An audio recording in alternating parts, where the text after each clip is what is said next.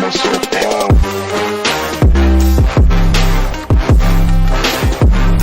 So nice to my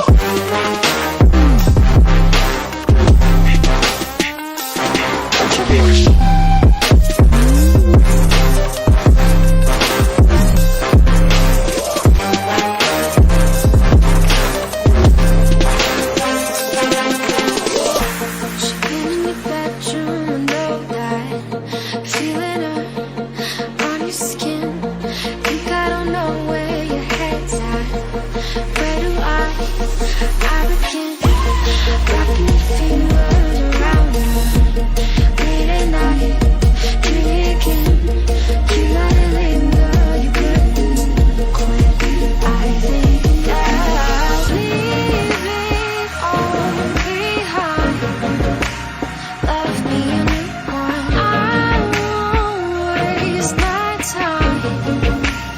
so nice.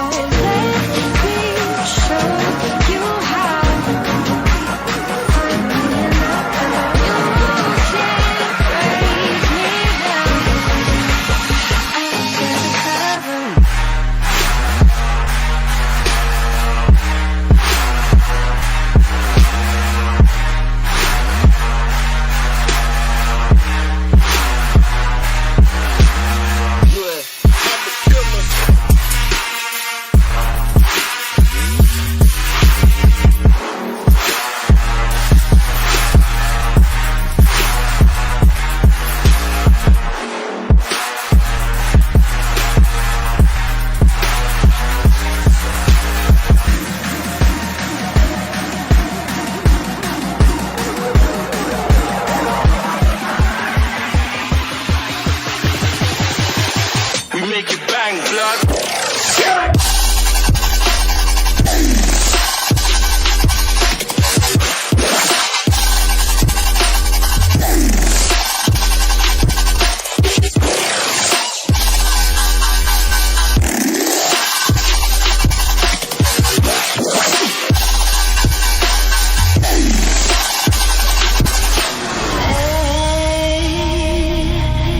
It's what I did on the ferry.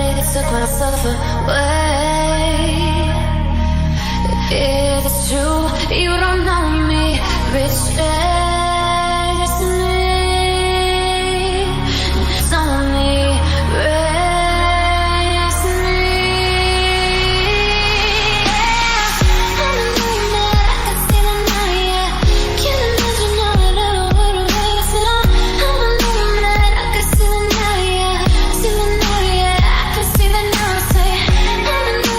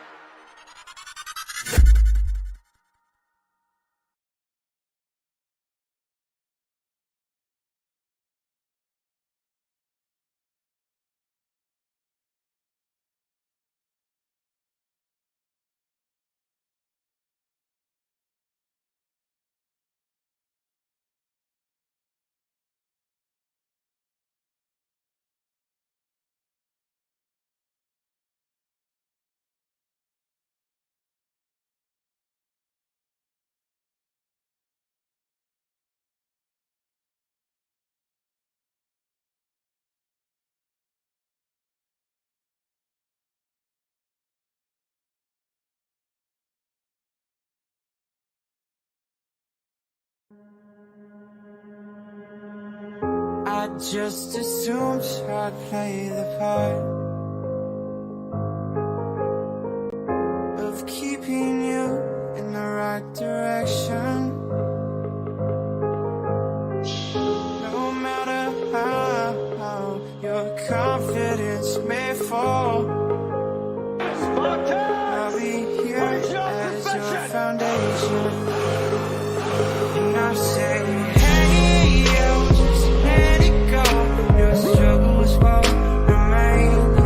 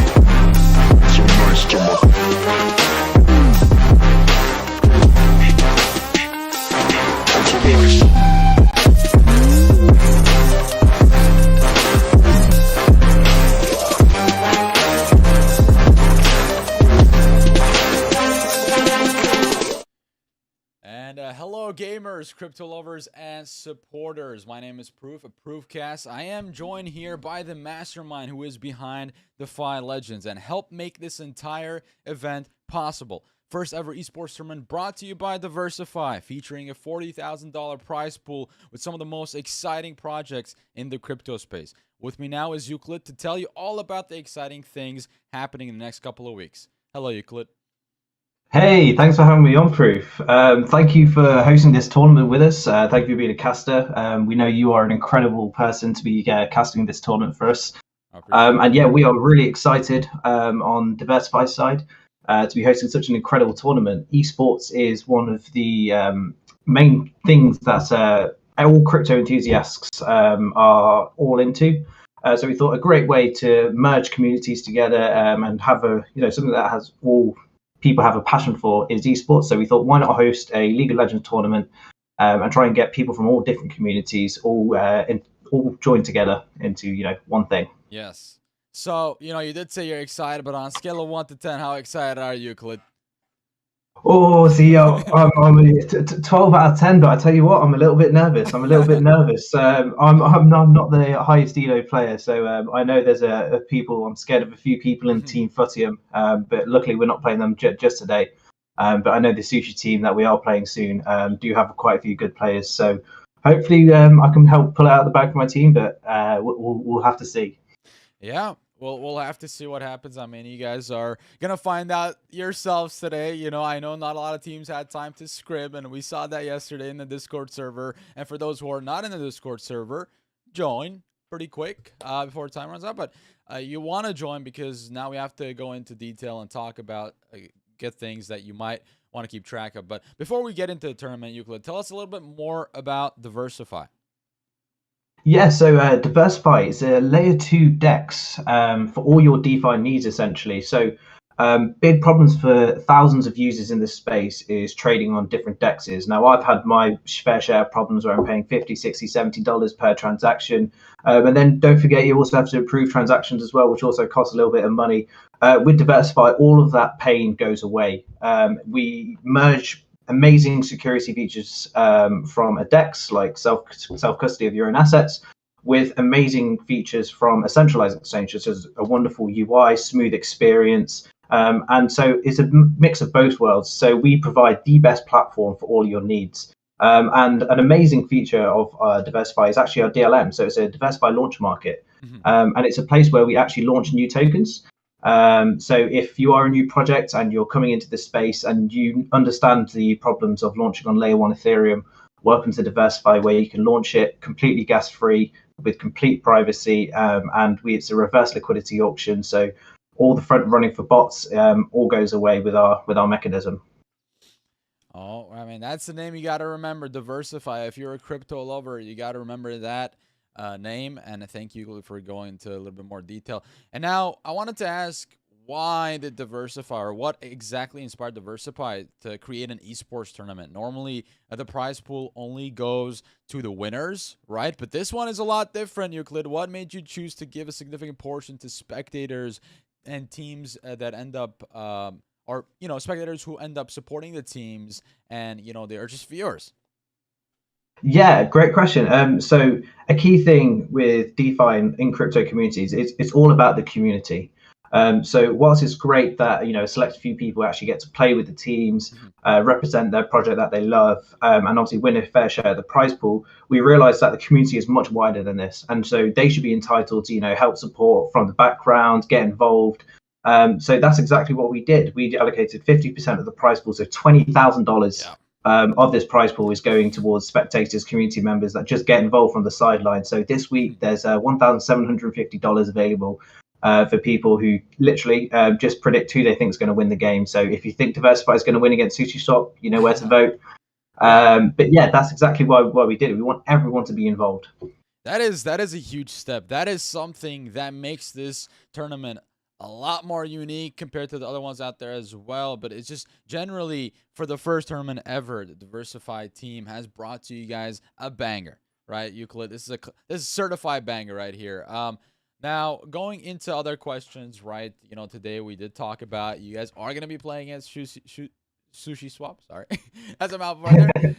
But now that we covered the important stuff, let's talk about you. You're going to be playing on the DeversiFi's team today. We did talk about not having a lot of scrimmage. You will be playing as SushiSwap. What can we expect from that game?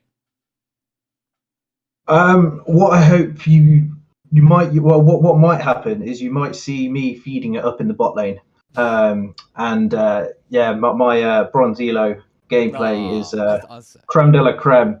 I'm known to place 1 or 2 wards during a whole game, so hopefully my team support me and tell me exactly what I should be doing during this game. Oh, poor Euclid. Okay, well, I'm gonna have my glue side, and the directed camera is gonna be focused on the bot lane, so no pressure, Euclid, no pressure. But since we are now moving at a faster pace, we are gonna get into the games in a little bit and allow teams to get ready. Let's play a little bit of a game here to pick your game a bit more, Euclid. This is this or that, right? So ready? It's gonna be you could answer as thoroughly as you want. Would you eliminate Soraka mid or Karthus jungle for the rest of this tournament? Not just for the rest of the tournament, for all crypto in general. Karthus jungle is just ridiculous. No matter what, all they do is farm, and then eventually they press R, and everyone's dead. And as an ADC, no matter what you buy, you can buy. You don't stop watch only works once, so yeah, Karthus jungle completely eliminate. It shouldn't be a thing. Yeah, just put it in the ban box. Revisit it maybe never. So yeah, let's move on quickly after that. Would you rather have your support get all the team kills or give the enemy team the soul? Oh, see, if it's Pike support, maybe I'm happy. The Pike support getting a couple of kills as long as it's with his ult. But I tell you what, some of my good friends play Luck support, and they always tell me they're just supporting me when they steal all my kills. So if they are watching this, you know who you are. Yeah, they're not on your team right now, are they? No, they're not on my team right now. Yeah, don't feed the ADC, feed the support. Right? All right. So more importantly, though, Euclid, flash on F or D? Flash on F. Look, I'm very OCD with a couple of things, and flash begins with F, and it should be on F. If you do put it on your D, then you're playing the game wrong. Yeah. In my opinion. Shots fired. Shots fired. This is coming from a Bronze Elo player, so you gotta listen. Yeah. And now finally, this or that: League of Legends music or League of Legends lore? Definitely the music. Always the music. They've got some great music. I mean, their partnerships with Imagine Dragons and so on, absolutely brilliant. Yeah, that's chef's kiss right there. And with that said, going to be it for our pre-show interview today. A special thanks to you for appearing and telling us all about exciting stuff that we are to expect in this tournament. It's time to toss it over to break. We'll be right back with the first match of DeFi Legends. Stay tuned. Don't go anywhere. See you soon.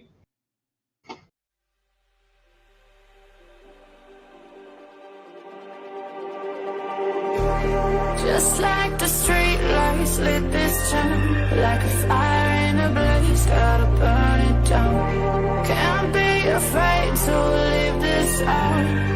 We got this far, don't know how. I see danger in your eyes. They know we'll burn down the night.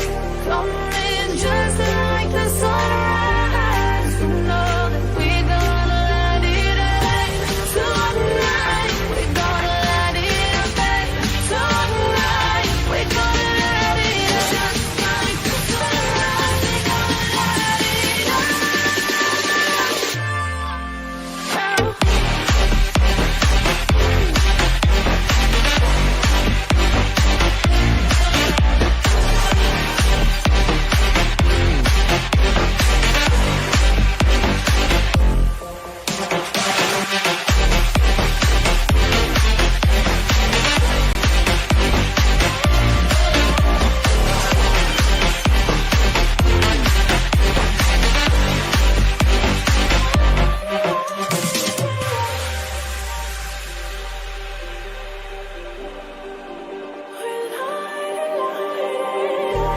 Just like a spark that's breaking out.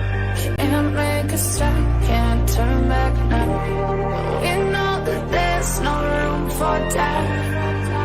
No, we can't turn back now. I see danger in your eyes. They know we'll burn down tonight. Only just like the sunrise. You know that we gonna light it up tonight. We gonna light it up tonight. We gonna light it up just like the sunrise. We gonna light it up now.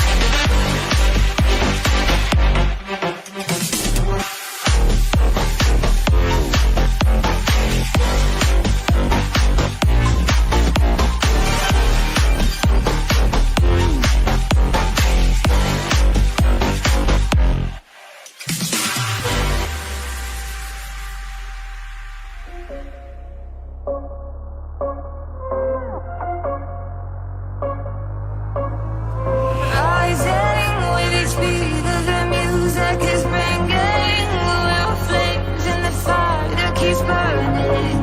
We're inviting the night in. Welcome, my heart so full, I'm devoting myself to the night. There's no motive, we're just listening, we're existing.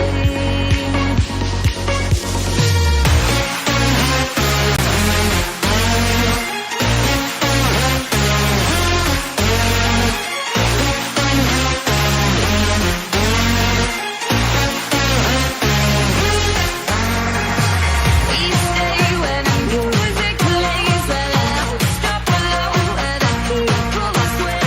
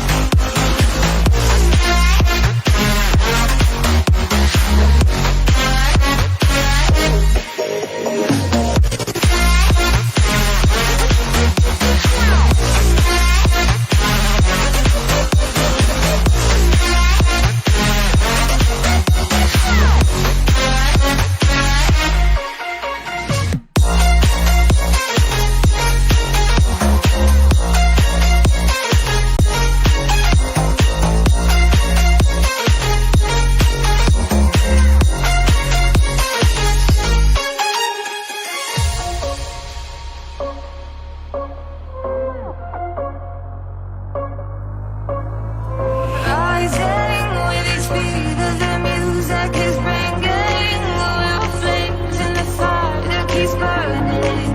We're inviting the night in. Welcome, my heart so full, I'm devoting. And welcome back. Hello once again, right, gamers? How's it going? And crypto lovers. Yeah, and for those in Pacific and Eastern time zones, good morning to you all, except Yasuo players. Yasuo players, great morning to you.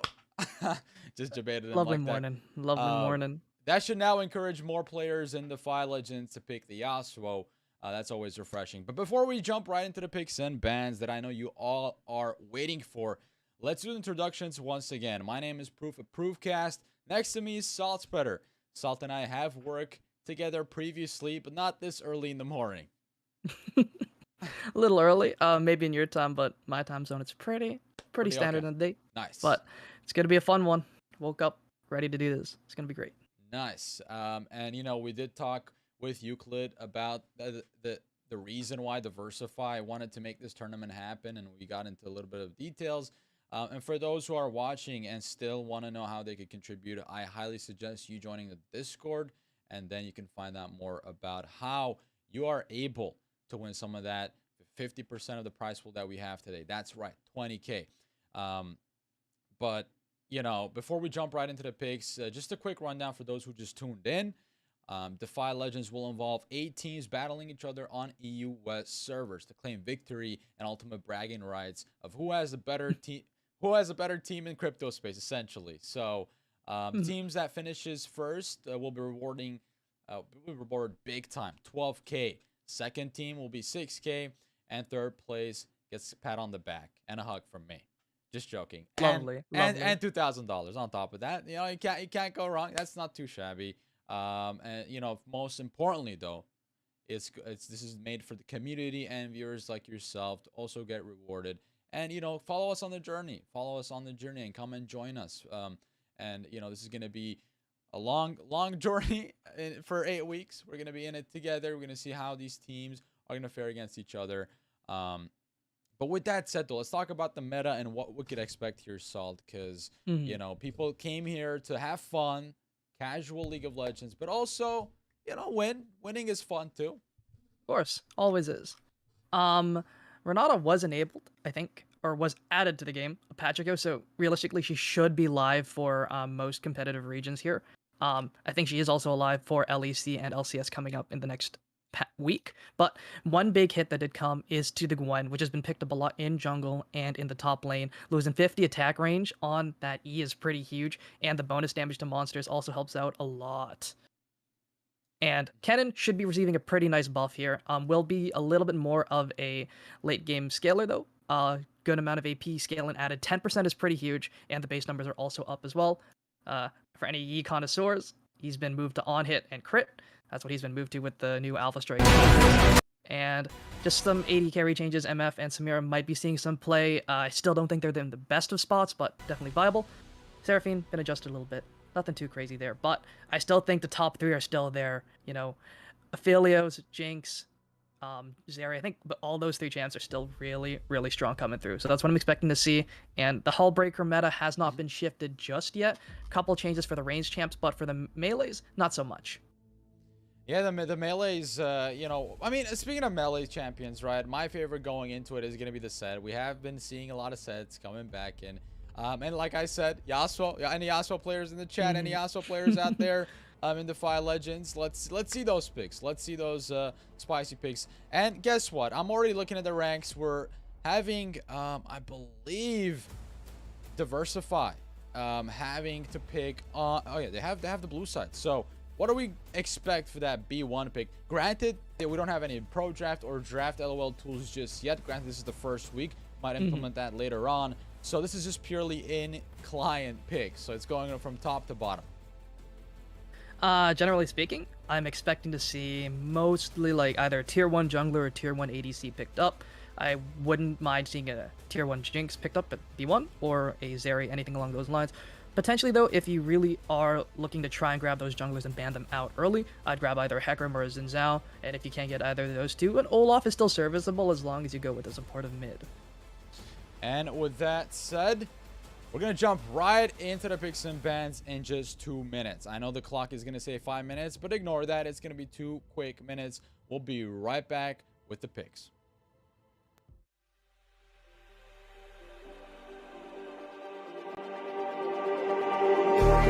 Just like the street lights lit this town, like a fire in a blaze, gotta burn it down. Can't be afraid to leave this out. We got this far, don't know how. I see danger in your eyes.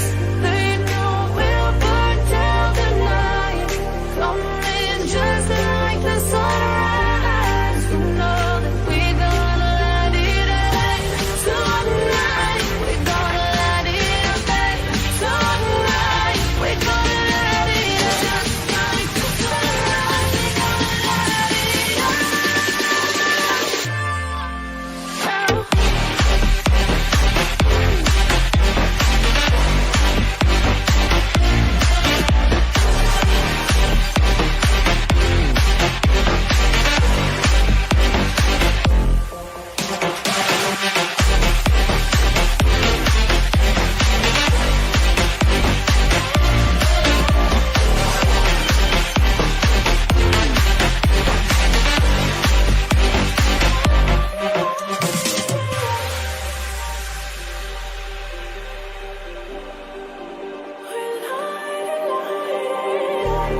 Just like a spark that's breaking out.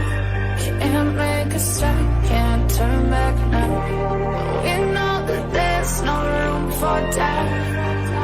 No, we can't turn back now.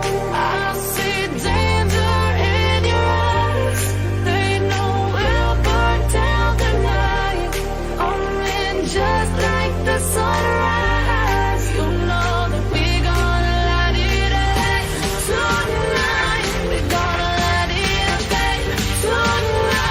We gonna light it up just like the sunrise. We gonna light it up.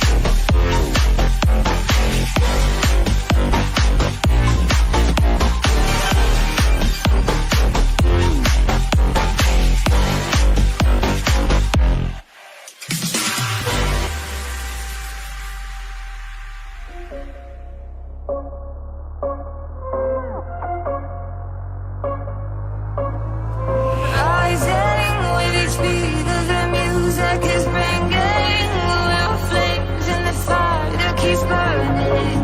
We're inviting the night in. Welcome, my heart so full, I'm devoting myself to the night. There's no motive, we're just listening, we're existing.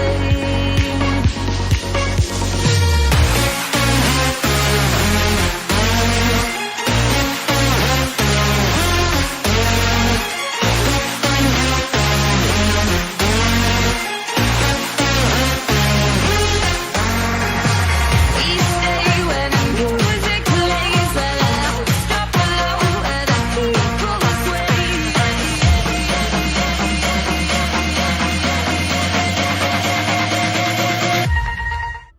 Hey everybody, we're back. Sorry that took more than 2 minutes. I know I said, but there's come up already our first not big issue, but one of the players on one side did not have enough champions for the tournament lobby to start, but they're sorting it out as we speak. It should be good to go in just a second. But with that said, Salt, you know, we took a look at maybe their champion pools a little bit here, and from what Wolfman was talking about, you know, yes, he is bronze, but he does have a master support with him, so it should not be worried all together. It should be all fun and games. I feel like DeversiFi and a lot of other teams here in the league did not have a lot of time to practice. I saw on Discord, I tuned in yesterday, and somebody put, hey, you guys should be aware of Footium. We have so many scrims, but it's double digits. Be aware of that double digit number for scrimmage. So I was like, okay, that's pretty funny. But with that said, what are we going to expect here? Like we said, you know, it's a client draft, you know, it's going to go role by role. Are we going to get a lot of enchanters here? We're going to get engaged supports. What should be the move, especially if you're trying to win in this meta? Well, here, I just think if you're looking at metas from a standpoint of pro play, most of them are going for those engaged bot lanes, the Leona, the Nautilus, sometimes the Blitzcrank in a vacuum, but overall, we could see an engaged support picked up. That's what I'm expecting to see from either team. Enchanters are still strong, mind you. I think they are better in solo queue, apart from the Blitzcrank, who is an S-tier solo queue pick.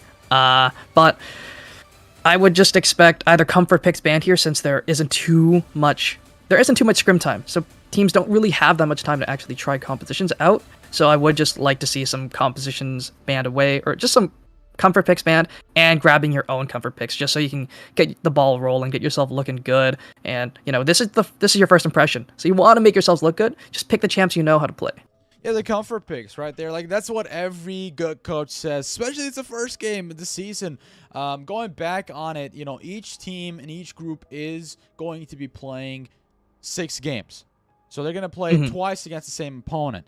You know, even right now we're seeing this kind of matchup, SushiSwap versus DeversiFi. This matchup will happen later on in the tournament as well. So it's also good to get intel, right? Do VOD reviews later on in the week if you are trying to pull off that W and you're just ever so close to it.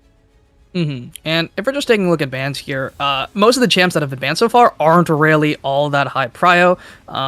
Realistically, the highest prio champ in those bans is going to be that Ezreal, but he's not super great without that Karma in lane, so you usually do want that one mana away. But there's the first meta ban of the day. It's going to be that Zeri taken off the table. And even with those nerfs, I still think she's really strong. Her splash damage is really hard to deal with, and she builds a lot of health items, so she's relatively tanky compared to a lot of ADCs, and you can't just one-shot her like you can a Jinx or an Aphelios. Yeah, and like the ban's Evelyn. I don't know who's that targeted for, but I haven't seen an Evelyn jungle in such a long time. And we got the Karthus here. That's just tribute to our interview here with Euclid. He is playing his IGN is Wolfman. I'm pretty sure they just wanted to ban the Karthus because I did ask him the question, this or that. Would you rather, for an entirety of League of Legends, you want to ban Karthus jungle or Soraka mid? And I think we're seeing he's doubling down on that Karthus jungle. Karthus jungle can be very strong. We did see it picked up in pro play by Blabber before, LS was sadly removed from C9. But First Strike actually does amplify your damage quite a bit when you do hit the level 11, that level 16. Yeah. So it's very, very strong as long as you are farming it properly. But there we go. First pick going to be that Jinx. So they are going to opt to grab the top tier ADC. They might trade it for an Aphelios or something along those lines. But nothing too crazy yet. No tier 1 junglers being hovered in the pick phase yet. But I'm expecting a Hecarim, Zinzao, potentially an Udyr. We have seen a few players start picking that champ back up again. But no, it's going to be a Garen. Interesting. Yeah, the Garen. You're talking about comfort picks, and who else fits that category, than Garen. He's very good. As a comfortable pick. But there's a lot of downsides to him, as we have seen in the meta. It's hard to pull him off successfully. But we got Jungle Gap. Sorry, I mean, he's already apologizing for his Jungle Gap, right? Like, I like this username. I like this person. He's already saying Jungle Gap, but I'm also sorry about it. Little bit, but Hecarim very strong and will be able to one-tap that Jinx either with the tank build or the new Trinity Force build that I do see some players opting for. It does a lot of damage, but you are a lot squishier. Although Death's Dance I do think mitigates that quite a bit. I think Death's Dance is just such a crazy item. Oh, but the Fiora, it was mentioned, chat going to be grabbed up here up against that Garen. Thank you for that one, but realistically, the only thing you have to W is going to be the silence coming in from the Garen. That way you can get your Qs off. And it's just going to be a Zinzao for Trundle trade. Or not Trundle, sorry, Hecarim trade. So, I mean, both of these junglers are pretty solid duelists. It's great gankers, though. Hecarim, though, does really like to farm into that level 6. And have those boots before he can actually get those ganks rolling. But the Zinzao, though, just a solid pick overall. Great, or decent peel, but really great dueling potential and great pick potential as well.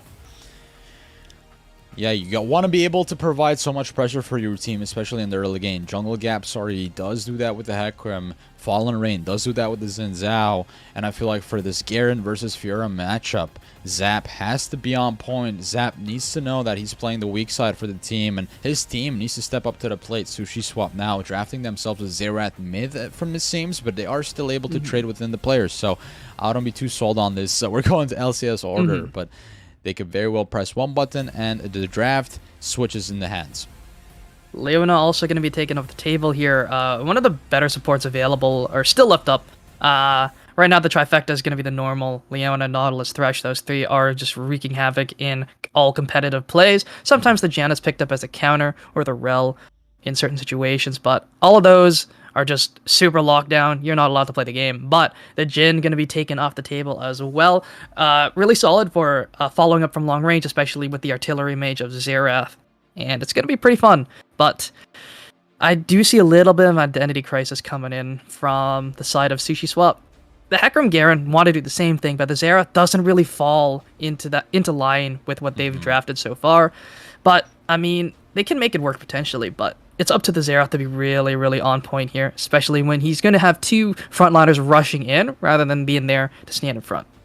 And worst case scenario, Nightshade here will have that Zerath for the poke no matter what. So you also have to be respectful of that factor, right? The Zerath on the other side is able to shot you off and execute you. The Draven is banned, interestingly enough. And we have the now getting to the portion where the bot lane is picked. This is going to be an Ashe game. I mean, could be an Ashe game. I'm not the biggest fan of it here, but I don't know if Castry actually owns Aphelios here. That's what I would have picked up. But the Ashe and Zerath, though, does give you a lot of pick potential from super far away.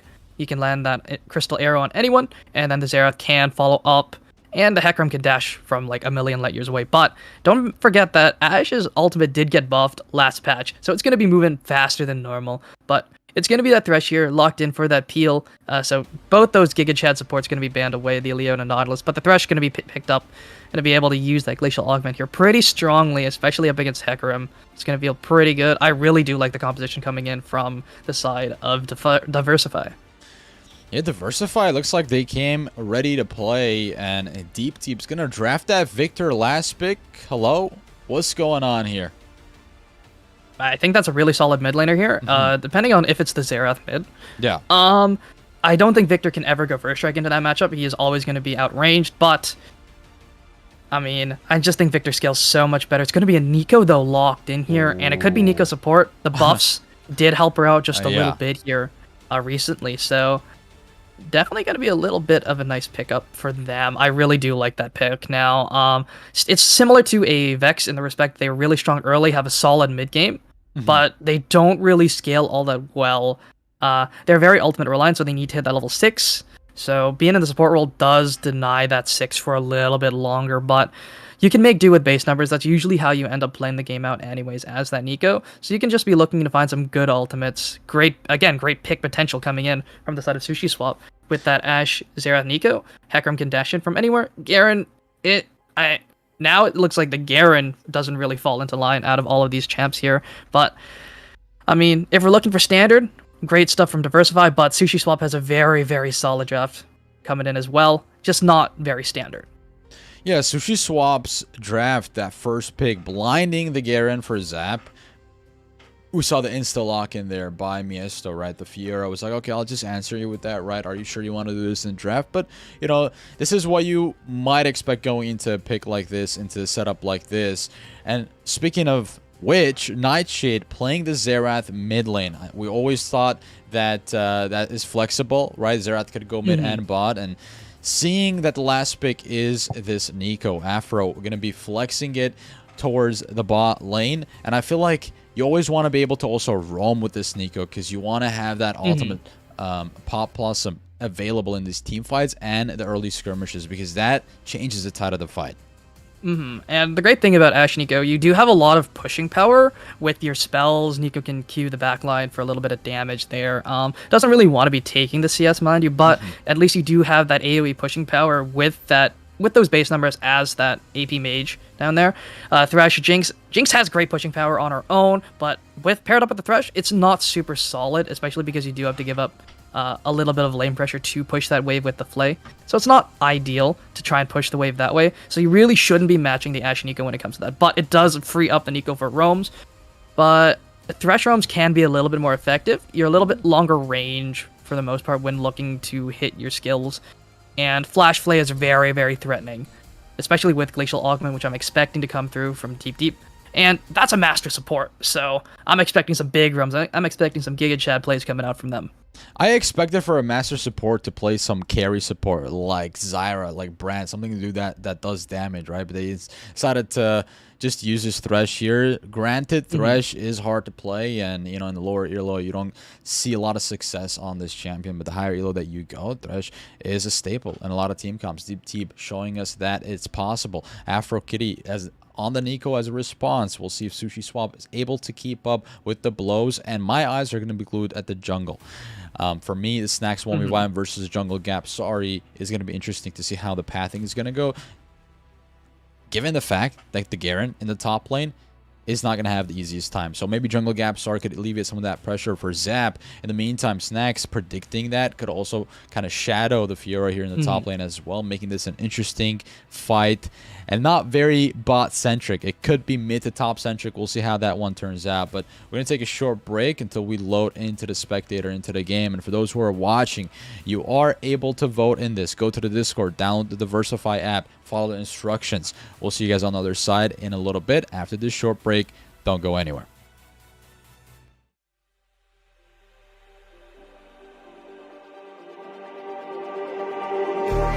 Just like the street lights lit this town, like a fire in a blaze, gotta burn it down. Can't be afraid to leave this out. We got this far, don't know how. I see danger in your eyes.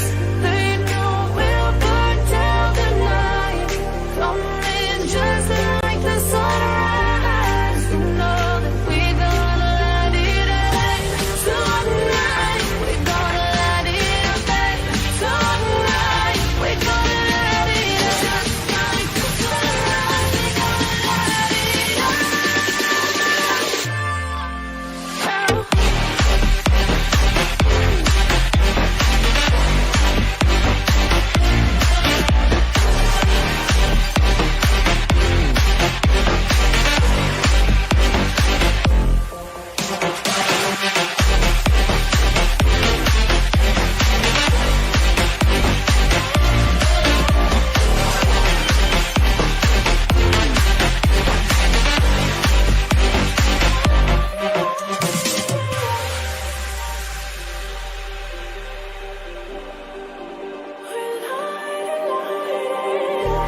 Just like a spark that's breaking out.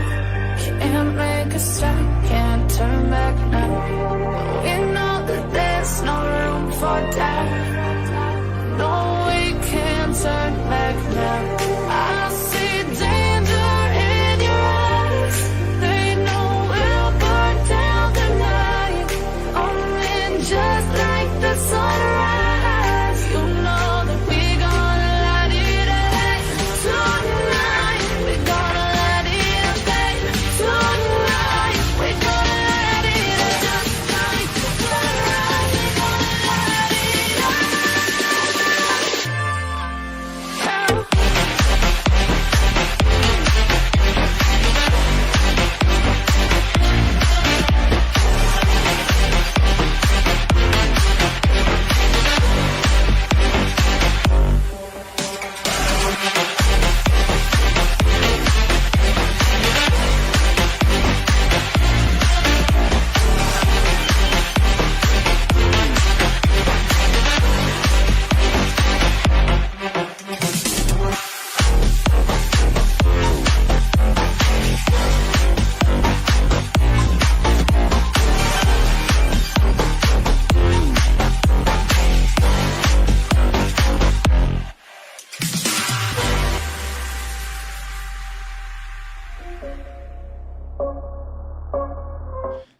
And we are back.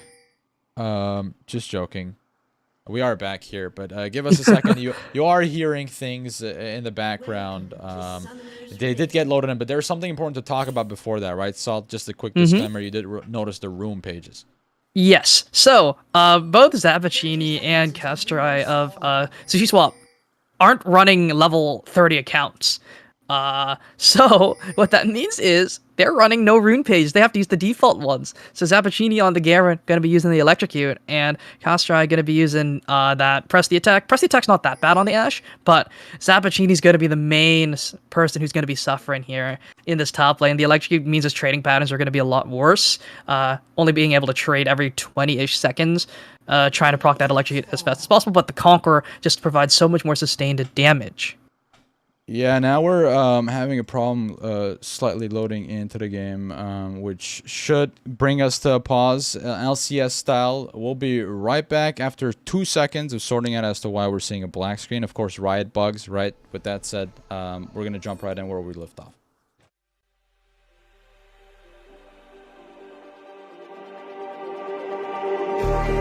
Just like the street lights lit this town, like a fire in a blaze, gotta burn it down. Can't be afraid to leave this out.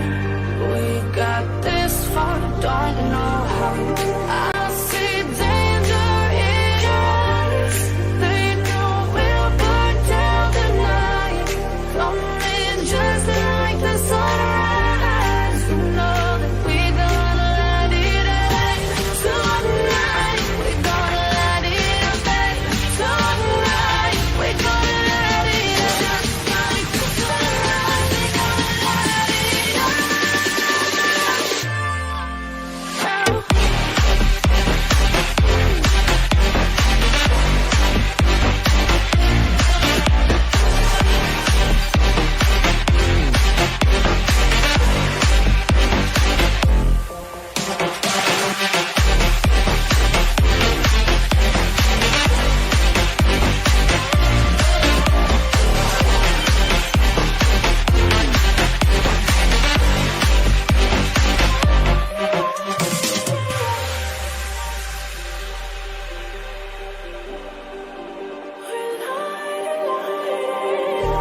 Just like a spark that's breaking out. Can't make a stop, can't turn back now. We know that there's no room for doubt. No, we can't turn back now. I see danger in your eyes. They know we'll burn down the night. Only just like the sunrise. You know that we And we are back, ladies and gentlemen. Hello. Hello in there. We got this sorted out pretty quick. Your boy's fast with the tech issues, but it's all good. Fallen Rain now. I mean, we didn't see any action, so we didn't miss anything. If you were wondering, oh, wait, did I miss anything? No, you didn't. So we're just Some back small in action. trades. Yeah, just some small trades here and there. We did not see an early invade. Obviously, having the Thresh on a DP was making that possible, and now you see Miesto on the Fiora zapping away Zap a little bit. And that's what you expect to see here, especially since the Garen can't just insta-proc Conquer anymore. That doesn't feel all that great. Level 2's been hit by the bot lane. Oh, that's an all-in from Deep Deep. Afro is going to be taken down. Wolf finds the first blood. And Flash is burned over the top lane. Fiora does have her still. The Garen does not. And that's just the level 2 disrespect coming in. I feel like they didn't recognize that level 2 is going to be hit. And they sort of just walked up and died. Forces the flash as well. Thresh only has to burn the ignite, but there's a gank coming through. Yeah, Zap doesn't have the flash, if you guys remember. But Miesa will pick up the kill over the top side with the help of Snacks. They can dive this. Oh, they're diving again. Deep Deep will live with the flash. This is just a massacre right now. 3-0 start from DeversiFi.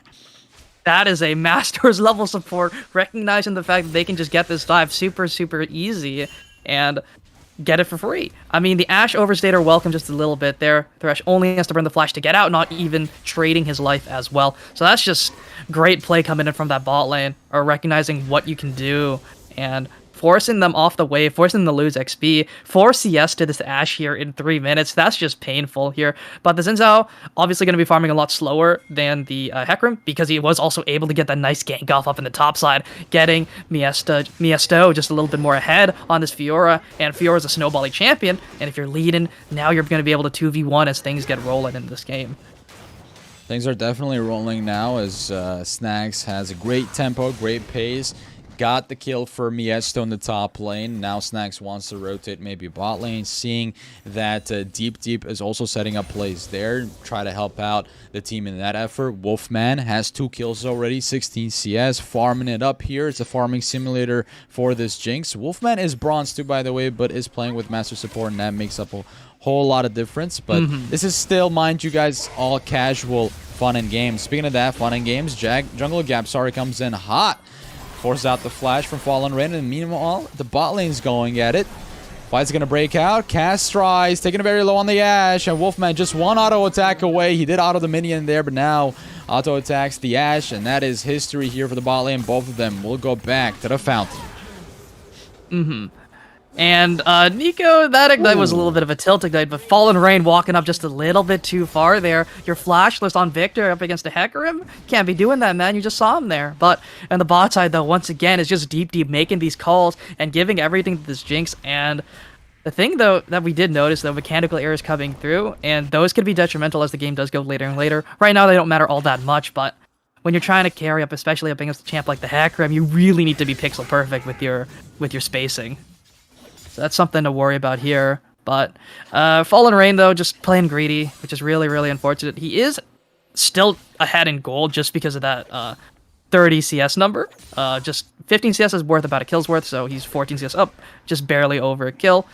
Or barely under a kill, so he's in a great spot there. Has to burn both summoners, though, but right now, this mid lane is just sort of a lane gap coming through, and Snack's just helping out as well. It's just looking kind of rough here for the side of SushiSwap.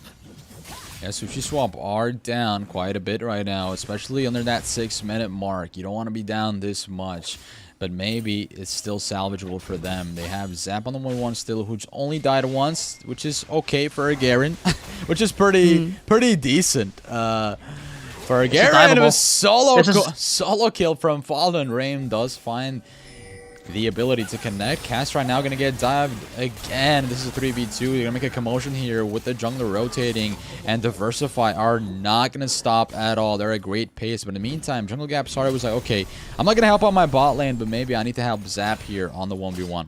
That is 8 CS at 6 minutes. This is just looking like a little bit of a bot kingdom coming through. That's looking kind of rough here. The Jinx is Omega fed. That is very, very scary.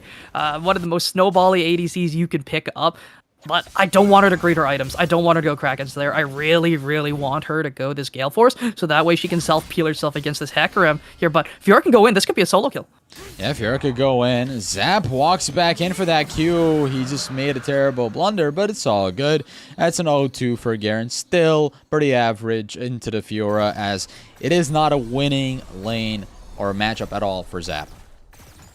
Definitely not a winning matchup here, but you could definitely lose the lane a little bit more gracefully here, and giving up 2 solo kills as well as being down over 30 CS feels really bad. And also, 2v2 kills have been picked up by the bot side, so overall, just DeversiFi playing so incredibly well, using their players where, you know, they know they're good at. Yeah. Having Deep in the support role, just looking for these picks, looking for these hooks, and knowing how to punish opponents who don't respect the Thresh. And Glacial Augment just amplifying that even more, lowering their damage output so they can't trade back, and they're slowed for a million years. So that's the power of this Thresh. That's why you take Glacial Augment. Walk up, Flay level 1. If not, look for level 2. You can either flash Flay or look for Flay walk up. And, oh, Nightshade, if the Victor has that R available, once again, you are in lethal range. Yeah, Victor with the Chaos Storm. He does not have the flash, though, to close that gap. Fallen Rain did already get the solo kill over to Nightshade. Nightshade has to be careful now that he has given a solo kill away, and the Victor has more range, surprisingly, at least with the Q, to take away the minions here. And just look at that. He just zaps away almost Nightshade there with 1 and 2 abilities. That's it. So he has to have a quick recall here. Nightshade did have the heal as well, decided not to use it. Great roam here from Deep. They can look for a play here, and look at the wave position. It's just frozen. Oh, this is just horrendous for this Garrett. He can't even walk up for XP. He has a ward there, but he doesn't know that the Xin Zhao is there. They're looking for it. Jungle Gap Sorry is here around the corner with devastating charge, goes in. Snacks 1v9 with a gank, force out the Garen flash, Zap under the turret, has to pop the W. That's not even enough for him to stay alive as Miesto picks up the 3rd kill in the game. Great dive. Maybe the only thing that could have been done was Snacks tanks 1 more tower shot, so Miesto can exit just a little cleaner, but still overall, just a great dive, great execution there for the most part. And great roam from Deep, just protecting Fallen Raid, who probably should have died there, realistically. And just be... Wolfman's diveable. Very diveable. Yeah, Wolfman is a good target here with 500 gold bounty on their head. Wolfman has to be careful. Afro here does not have the pop blossom, but Jungle Gap Sorry comes in from behind. Wolfman does have the Mega Jinx Death Rocket available now. Devastating charge on side of the shadows comes through. Jungle Gap Sorry picks up the kill, but Afro is executed. So nicely done there. 10-3 scoreline, and this Hecarim is putting in work for the team. And I guess that's the just game experience coming through. You said Wolfman was bronze, right? And the correct play there, rocket the waves, and then try for some damage on the Hecarim. You need to try and make this dive as unsafe as possible, and with how fat that wave was, you just have to use your rocket autos, burn some mana, sure, but you need to try and thin out that wave so you can try and trade it 1-for-1. And I just have to point out that Jungle Gap, sorry, is looking for these opportunities, right? Snacks wasn't there, luckily, but if Snacks was there and is able to track this Hecarim, then Jungle Gap, sorry, essentially cannot make any plays happen. He has to be careful for his resets. He has to be careful of his camp. He is a couple of camps ahead of this Xin Zhao. So knowing that, he needs to be the person who steps up to the plate right now. Nightshade is going to get roamed on by Deep. Deep does not connect Death Sentence, so no play to be had there. That looked very close. Now, since Wolf has seen the power of the Hecarim, considering how far ahead he was, and it was a dive, oh, Wolfman. Yeah, Afro Kitty from both sides has nowhere to go. Does not have the flash either, so I think he's just going to have to bite the bullet here. Nice sidestep, trying to get away a little bit there, buying some more time, but Wolfman eventually picks up that kill. And what I was saying is, Jinx needs to itemize defensively here. She's strong, yes, but you really do need a Gale Force this game here. You cannot greed that Kraken Slayer. There's just so much to worry about. There's an Ash Arrow always going to be gunning for your throat. There's a Hecarim who's going to run you down. You need to try and dodge anything you can. So yeah, it just feels bad, man. Already this game, you know, with so much gold bounties over. There was one on Jinx, one on the Fiora, one on this Victor, and Deep, the playmaker. It reminds me a lot of Core JJ, how he just makes aggressive plays. Wolfman throws out the Lantern there. Devastating Charge was not translated into Onslaught of the Shadows from Jungle Gap. Sorry, so. Oh. Okay, that was a questionable. Just Garen just trying to do anything at this point to salvage this lane. Just throwing out the ultimate at this point. It's like, okay, you get the ult from me. Good job. I don't know what that was, honestly. Maybe misclick. That's a fat finger. That's what that is. Or maybe it's intentional, man. Who knows? Oh god, if that's intentional, that's pretty rough. That's pretty rough here, but Fiora can probably just take this tower, but great flash from Snacks. Yeah, Pop lost him in the bot lane. Deep is there as well. The Jinx is the one to pick up the kill. Castry, again, the 4th death for this Ashe. Not looking that good for the bot lane. Do over to SushiSwap. Jungle Gap starting to 1v1 on the top lane. This Fiora is kind of big, kind of fed, so you have to be careful. Jungle Gap, sorry, will stay alive, though, with burning his ulti. That's a Fiora who's fed 3-0, 108 CS in 12 minutes. I don't know the exact calculation for that, but it's a lot of CS. It's at least 8 per minute, so she's in a really, really solid spot here. Only problem is no mana, so she can't really look for any more outplay potential after burning her entire mana bar, but oh, this could be a solo. First is the flash. Yeah, nice. She just relying on those flashes to get away from that Chaos Storm. I think it's gonna catch up to him sometime. Once all those upgrades are hit by the Victor, gonna feel really strong. Deep looking for a play though. Oh, this is the play they want. They want to shut off the only carry on the team so far who's doing anything. Jungle Gaps are gonna get knocked out, but Wind Becomes Lightning finds the kill. Snacks again looking for more Afro Kitty, overextending here on the Nico, trying to juke them around, but you can't when they know where you are. And Wolfman, you know, he's putting quite a work, quite a clinic on the Jinx. You know, maybe learning some few tricks along the way with the help of Deep. Here we go, Zap on the 1v1. And Miesto going all out here. He didn't have to burn his ultimate there. He just needs a couple abilities, and he's good for it. So Zap, at this point, the Garen is no longer a champion, and it feels very behind. He's first. Going for the dive. They're going for the dive, but Wolfman is tanking a lot there. Lantern will save them. Castar with the quick feet. Quick as a bunny, but that's not even enough to make anything happen. The turret was helping them around, and mind you, this is sub 15 minutes, and both bot lane and top lane turrets are already down, almost. If they do get both these turrets, that's going to be 10 plates, 15 plates in their favor. They have 4 seconds to get it. Unfortunately, they aren't going to be able to, but they have 12 plays in their back pocket, so they're in a really solid, or 14, sorry. What do you even do at this point, man? At this point, we could talk about our days. 10k gold lead. Yeah, I get 10k gold lead in 14 minutes. What do you do? We could talk about some stuff. We could talk. Maybe we could talk to chat. Yeah, how chat. Yeah, man, feels bad. Feels bad for SushiSwap here, and understanding that none of these teams had really enough time to scrim. None of these teams had enough time to get back into form or even draft anything particular. They didn't even talk. They probably just were like, okay, what's your most comfortable champion? We'll try to pick that, right? So that probably is what the conversation was before this game. But before that, though, oh, wait a minute. Let me just interrupt myself Oh, here. We got another wow. engagement. Nice shit. Just already taken very low, below quarter HP here now. Jungle Gap, sorry, around the corner to make something happen. Afro Kitty does have the Pop Blossom, so they can engage here. Zap. Oh, he's just scared. Doesn't want to go back. He gets hooked on. He gets engaged, and Snacks picks up the kill. Afro Kitty gonna pop Blossom here. Meanwhile, Jungle Gap starting from behind the lines comes in. Devastating charge, but he's taking it very low. He's not even healthy enough. And outside of the shadows used defensively, that's not what you want. And Jungle Gap, sorry, gonna get slowed by when becomes Lightning, and Victor gonna zap him away for the double kill. Miesto, meanwhile, the mid lane just causing havoc wherever they go. This one's kind of rough. That's all I can say here. What do you do? There's just nothing. They're just slapping you with your wallets, you know. I guess they invested in DeversiFi, so they're chilling here. Yeah, whoever voted on DeversiFi is big chilling right now, right? So, and for those who did want to support SushiSwap, maybe today's not the day. Maybe they need a little bit more practice, because some of the things they're doing is just avoidable, right? You know, it's not per se draft diff. It's mostly like what they could do to avoid those outplays happening. Leaving the ADC alone in the bot lane, cast try, getting caught out time and time again, death sentence, disrespecting the Thresh. And Thresh is able to make those plays happen wonderfully. 10 kills on Wolfman right now, 3 on Fallen Rain. Both these carries have huge amount of gold bounties on their heads, so I guess that's still a way for SushiSwap to get back into the game if they want to pick up those gold bounties. If they can grab these objective bounties, they definitely have a solid chance, but they just don't scale nearly as well. So the fact that the early game team is down 14k gold, oh my god, Fallen Rain doesn't care.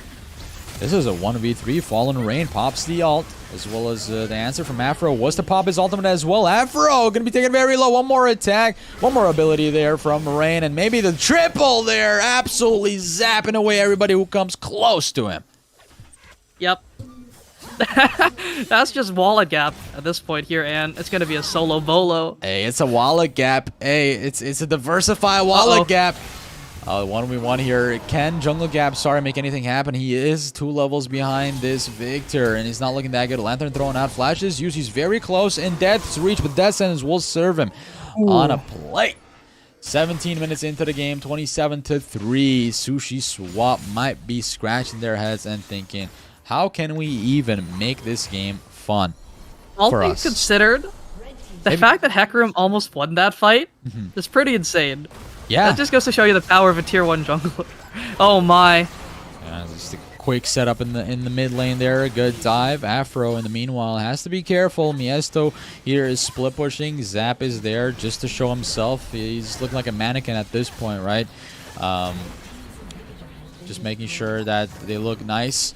Here, as the turrets are for the taking, DeversiFi do drop the Rift. This is going to be Dancing Shelly here, maybe. But this is not looking that good. Zap the last line of defense here with Afro. They're going to try to put up a fight. Blossom as well. Not going to work out for SushiSwap this first game. Yet, there's more kills to be had. DeversiFi want to pad up their KDAs. 31-3 is our scoreline. First game in the books. Yeah, close one. Close one. Thanks, chat. Oh, man. But oh boy, that was interesting. That was wasn't a draft gap in my opinion, but definitely you could see that there's probably a lot of nerves and jitters going into it. So I do not blame the players. After all, this is just casual. We're just trying to have fun. If we make good plays happen, if we get a penta, we're going nuts. But in the meantime, it's for the community. It's for you guys to also join us and keeping everything as light as well. And I feel like for Snacks, right? We talked about that jungle roam. He was kind of at points out jungled by Jungle Gap Sorry. So Jungle Gap Sorry was living up to his name, and then that happened. Yeah, it's mostly just so the side lanes just kind of popped off, and Fallen Rain did his own thing up until Thresh just started perma roam in mid. So I mean, it's just deep in Miesto, really. That was the show that was going on, the Fiesta. Those two were the big playmakers of either side. Sure, Wolf got a lot of the kills, but it was Deep who was looking for those picks, landing those great hooks, great flays coming in as well. So, I mean, I would give MVP to Deep. I mean, Miesta won the lane that he was supposed to. He did his job. He popped off. Also, Flame Horizon. But, I mean, Deep though. Great roams topside, protecting his mid laner, defending those ganks. That's what he did. And overall, just great plays from Deep.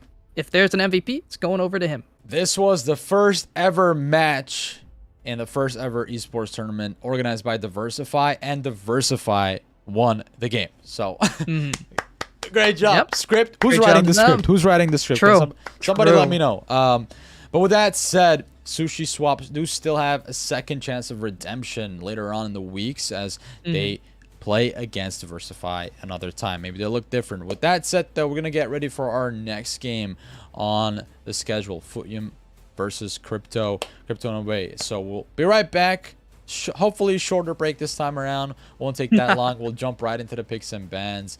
And then what else can we do? Oh yeah, the predictions. Please look into it if you are a supporter, if you're in the community, if you're just a viewer, just casually just chilling here right now with us. If you want to win some good prizes, some amazing rewards, go check that out. With that said, we'll be right back after these short messages.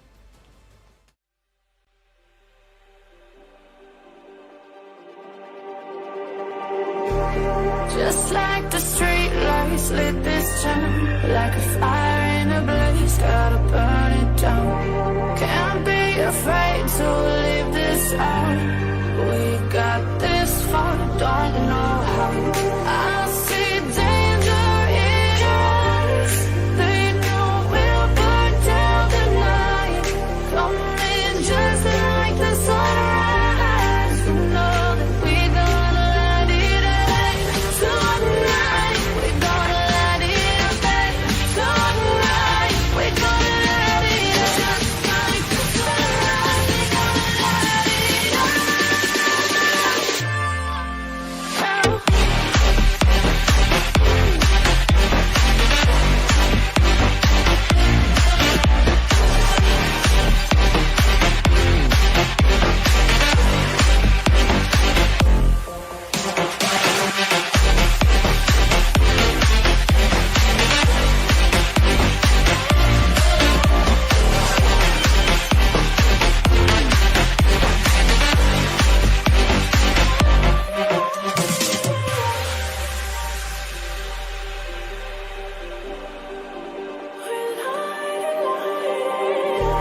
Just like a spark that's breaking out.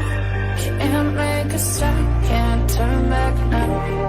We know that there's no room for doubt. No, we can't turn back now. I see danger in your eyes. They know we'll burn down the night. Coming just like the sunrise. You know that we gonna light it up tonight. We gonna light it up tonight. We gonna light it up just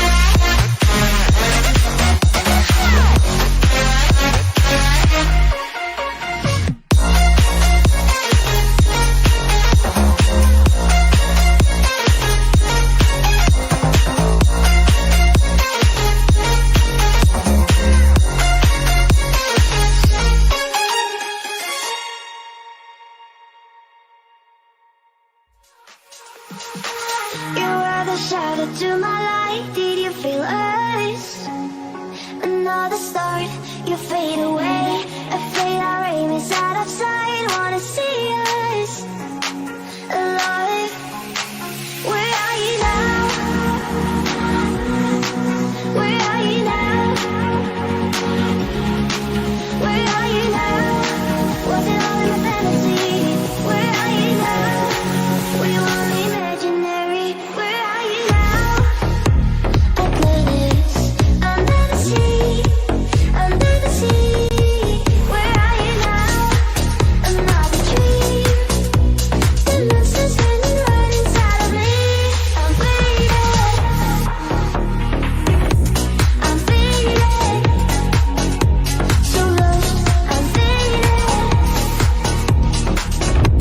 I'm faded. So lost. I'm faded.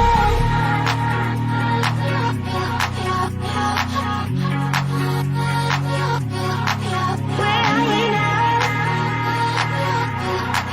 Where are you now? I'm burning bright but faded lights. You've set your heart on fire. Where are you now? Where are you now? I'm burning bright but faded lights. You've set your heart on fire. Where are you now? Where are you now?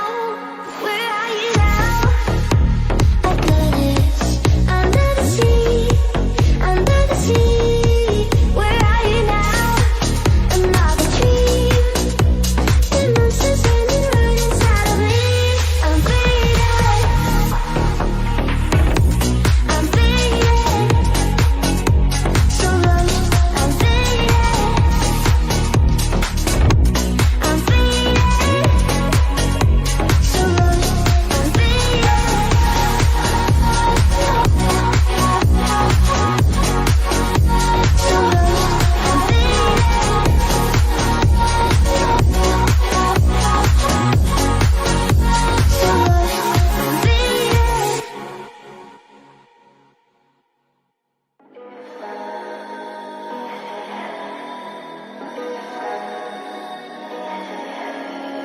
it's not easy, I must admit.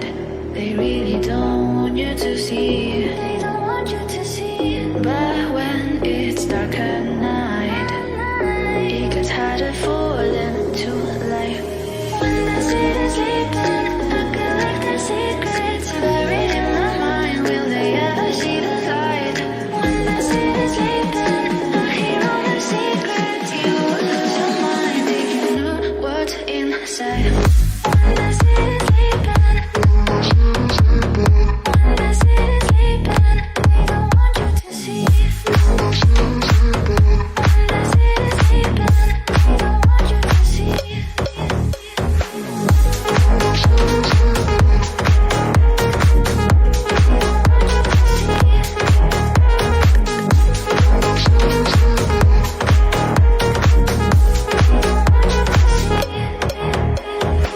It's not easy, I must admit. They really don't want you to see. They don't want you to see. But when it's dark.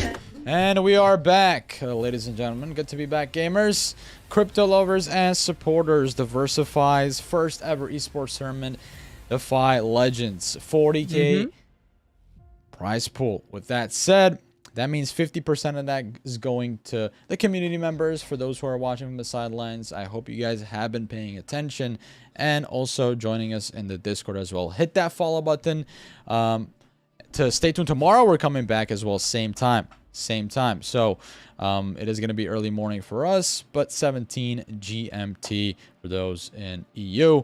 With that said, we are about to hop on the second game, Salt. And I mean, if we're taking a look at first game here, and it's going to be a little bit of a lower game quality in comparison, all things considered, but still think it's going to be a pretty solid game. It looks a little more even when you take just a look at ranks overall. A couple unranked It's going to be interesting. but It's going to be fun. yeah. It's going to be real fun to look out for here. This is what I want to see here. Maybe it'll be closer. Like we said, we're anticipating that a little bit here. We got EU's worst champ, by the way. His IGN is EU's worst champ. I want to see what he pulls out. What is he going to play here? Hopefully he gets his main. I hope that everybody gets to play their mains, honestly. Like, I hope, because it is a fun and casual tournament. Nobody should be forced to play a champion that they're not too comfortable playing with. And I want to see some really good picks coming out as well. I mean, I can't believe we haven't seen a Yasuo yet. I mean, granted, it's only been one game. But we'll get to things rolling in just a little bit. How are you predicting this is going to pan out? I mean, I'm gonna predict here Cryptonovae. I think that's how their name is pronounced. That's what I'm predicting here. They look really solid. Especially with a diamond AD carry who plays Twitch. It's pretty scary little rat. This guy plays a lot of AD, a lot of the carries as well. So, I mean, it is an AD centric meta. So I do think that it is going to go to the side with the AD gap. But we'll see how it works. They also have a pretty solid support there as well in Shaw16, looking pretty solid. We'll do decent. And I'm just expecting some good things out of them overall. But we'll see how this jungle plays out here, because Moodle is unranked. Meanwhile, 7-foot Rat is going to be in that platinum elo, so definitely something to worry about here. But EU Worst Champ here going up against Zeus or Zeus 247. Yeah. I don't know how that's gonna go. I really don't. It can be scary for either side, depending on who plays more, really, because both of them aren't really high level when it comes to account strength, and EU Worst Champ is also unranked. That's better, so to be honest. To be honest, I'd rather see, unranked silvers than master spots. That's just my personal preference. There's just more fun stuff happening. There's more bloodshed, more scrappy team fights. Anything can happen. Anything can happen. People could walk away with sliver of HP, the skin of their teeth, or they can just get one shot, which is also something to look out for here. The Hecarim pick was good so far. I mean, it has been showing good promises that we did see Jungle Gapsari implement in his own game. Despite his team being behind by a whole margin, they still were in the race because of that Hecarim pick, because of that tier 1 jungler. So I feel like they could also, teams, instead of picking comfort pick, they could also pick kind of like tier 1, tier S type of champions as well that is so far good in the meta, like the Zeri. You could have a Soul and Akshan as well. You could have a Pyke for all intensive purposes. Pyke bot lane or mid lane. You could have a Flex. Seraphine I've seen being played in the bot lane, as well as that double poke mage with a poke support. So imagine a Lux Seraphim bot lane. I mean, these are some strategies teams can implement, especially in a best of one. It's like anything can happen. I mean, anything crazy can happen. You can expect a lot of bloodshed. That's what I would like to see. Just fights. Those are really fun. Break it down afterwards. But I mean, we'll just see how things roll out here. Both sides can make things happen. I'm expecting I don't know. I'm not expecting too crazy things. I'm expecting mostly comfort here. Maybe a tier 1 or tier 2 picked up somewhere in the mix, but I just want these teams to have fun. I want to have a good day. Considering we already had a pretty massive stomp here in game number 1, I want to see something a little closer. Yeah, we want to see something a little bit closer. And we're just taking a moment now to jump right into the draft, ladies and gentlemen. Here we go. This is the juicy stuff right now. EU's worst champion, as you do see. Oh wait, the names are wrong, but it's all good. We just changed that real quick. That's not SushiSwap playing. That's not SushiSwap playing. This is live production, ladies and gentlemen. Live production. We got it. So Cryptonovae versus Footium, right? So it's going to be interesting for Cryptonovae because they are on the blue side, and maybe it's the luck of the blue side. Who knows? I have done a video in the past saying that blue side does win more because it's easier to land skill shots, for instance. The red side does get more objectives, though, so that's just stat line, I guess, for those math wizards out there who want to get into stats, and if you are predicting things, if you're a numbers man, I would say that in this game specifically, Footium could position themselves to go for more objectives. Meanwhile, Cryptonovae could go for more kills, and they could just go for more turrets in that sense. Main thing I'm scared about here, all things considered, is what is this AD going to pick? AD is going to be really important here. They already banned the Jinx. They also banned the Lucian as well. Something to be scared of too. So we'll see what is going to be taken off the table as this final ban here. But a lot of solo lane bans coming in from Cryptonovae coming through. They don't want Footium to get any of these picks here. Riven. I mean, I think Riven can be really scary if she gets ahead, but she does need to snowball. But she'll do her job. She'll always one-shot an ADC. But it's going to be the Singed locked in for EU West Worst Champ. Very, very interesting. The burger flipper himself. We'll see how Zeus deals with this. I don't know how experienced he is going to be dealing with it, though, so we'll see. Yeah, I want to see how the audience is reacting to this as well. Singed is playing the worst. I mean, in his sense, in his username was previously, because he had it changed, and I saw that happening live. His username was Singed worst champ or something like that. I don't know, but he is playing his main, so that's wonderful to see. Renata picked on the other side, and with everything else falling into place, are we gonna get a Renata in the mid lane? Is the question here. I just don't think she's strong enough of a laner to be put there. She is really weak in lane. Doesn't really do all that much. Her shields are very small. Her cooldowns are long. So not the most solid pickup in lane to have. And as a solo laner, long cooldowns with no wave clear, it's gonna feel really bad. So I do expect to see her in the bottom lane. She has some sort of peel. It is on a long cooldown though, but I mean that ultimate is really what you're playing her for, as well as that berserk mode. So the W can be really, really effective, but early game it isn't as scary as it could be, because you're not going to get one-tapped by the ADC who just got one-tapped as well. But the Akshan going to be locked in for Cluggers. Very scary there. Great roams can come through, but interesting comp coming in. And not really very meta on the side of Cryptonovae as well. It's Akshan. We do see the Akshan. It's something that I wanted to see here. Tier 1 champion so far in the meta. Very hard to deal with if you don't know how to play against it, really, and especially if he outranges you in the laning phase. It's gonna be annoying. That's why playing a melee champion to Akshan feels so terrible. You're not allowed to play the game. You get press the attack by the double autos. You have to walk back, and then he can zone you from the wave. The boomerang just goes so far. It's so insane to deal with. But the Vayne going to be taken off the table. It's the 3 AD bans on that side there for Footium. But Zach going to be taken off the table as well. So we'll definitely see how things roll out here. But I mean, I like the Rakan pick coming through on the side of Cryptonovae so far. I really do. But it's pretty solid, especially considering Renata is not a great laner. Rakan is pretty bad in lane because he has to get in your face to actually land his CC. And he's also very squishy. But Renata cannot really capitalize on that. Her cooldowns are very telegraphed. Her abilities are very telegraphed. So I think the Rakan pick here is pretty solid. He also scales very, very well as the late game does come through. But Zed going to be the final ban coming through. And that tells us that this Trundle could be a top lane. Wait, I don't know why they're banning the Zed. I guess it could be a mid lane ban. But I think Zed jungle is better in competitive play personally. There's one Zed, man. No love for Zed. I mean, who wants to play against Zed? You know, even though he's like 1% pick rate right now, probably chance of getting picked, or maybe 2% at best in this, or maybe more. I mean, honestly, I haven't seen him in the mid lane yet, right? So what am I saying? But yeah, Zed is just always super, super good, especially if you are mechanically gifted. Like and is it gonna be the Yasuo player? Please. There it is. There it is. Somebody ought to play him today, and I already knew it. We locked it in. There's no way you're picking that into Akshan, right? That's a Yasuo bot. That has to be a Yasuo bot.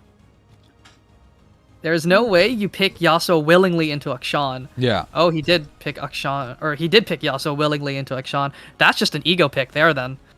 I mean, I think he's able to do it. I think Yasuo players. If anybody's able to do it, it's going to be shouts on the Yasuo. I mean, it's either go 0-10 or 10-0. Yeah. Cluggers is the one who said yesterday in Discord that the only time they had practice, or their scrimmage count, is 1 single digit. So, hopefully they got more practice from the last time I checked till now. So, this is something they might have prepared. And this is the second time we're seeing a Fiora game, Salt.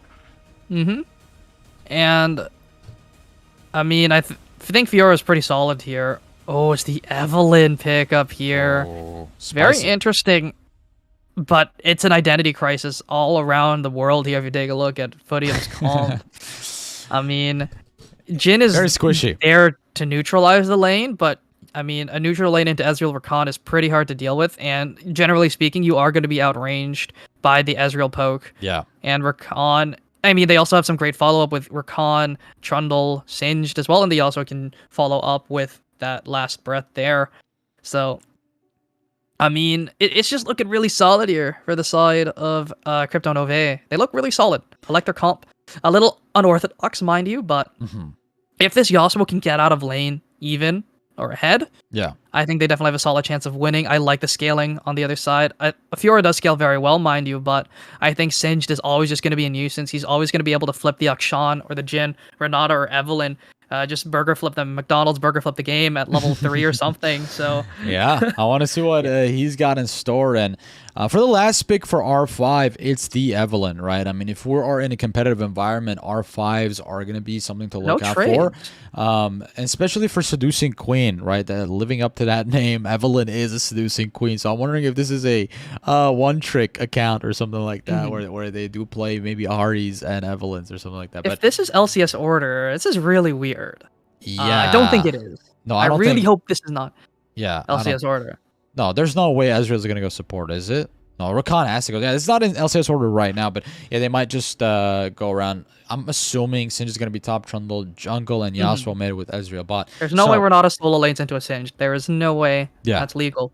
But yeah, Zeus is, I believe, the team captain. Could be mistaken here from Footium. Footium coming out of the gate already with great picks. I think individually these picks are great, especially at various points in the game, right? Early game, very decent. Akshan in the laning phase. Cluggers will have a decent time into the Yasuo. Shaz is going to be on the back foot. But the question is, after that early game, what will happen? Because their team, it's kind of like a glass cannon. If you do watch CSGO, it's like buying an op without armor. And, I mean, I just really expect the scaling comp to win here. I don't know if these players are going to be able to capitalize here on the super strong early game that they've drafted for themselves. The Jin, Akshan have great solid early lane, and Fiora does take her time to ramp up a little bit, but she always has the chance to outplay. Yeah. But Rakan is just such a great support in the late game. Trundle is also very solid there into some of these picks. He's pretty solid into the Fiora.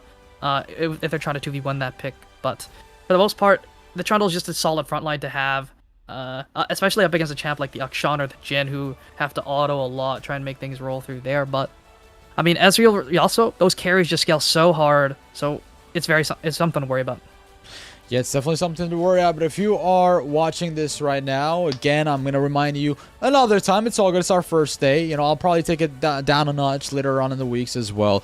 If you haven't already joined the Discord, please do check it out. And, you know, don't be just a viewer. Be an enjoyer of the game. And, you know, there's swing states. And if you want to contribute, if you do want to predict who's going to win, you do get a lot of rewards back in return. Salt, before we take a break, who is it that you're predicting is going to take this one away? Me?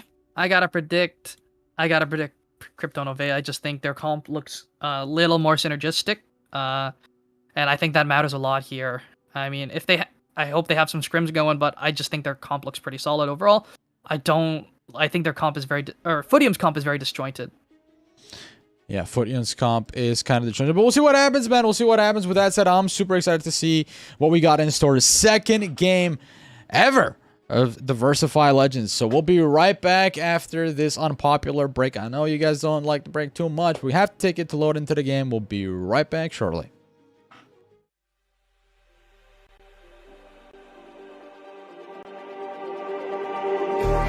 Just like the street lights lit this town, like a fire in a blaze, gotta burn it down. Can't be afraid to leave this out. We got this far, don't know how. I see danger in your eyes. They know we'll burn down the night. Coming just like the sunrise. You know that we gonna light it up. Tonight, we gonna light it up, babe.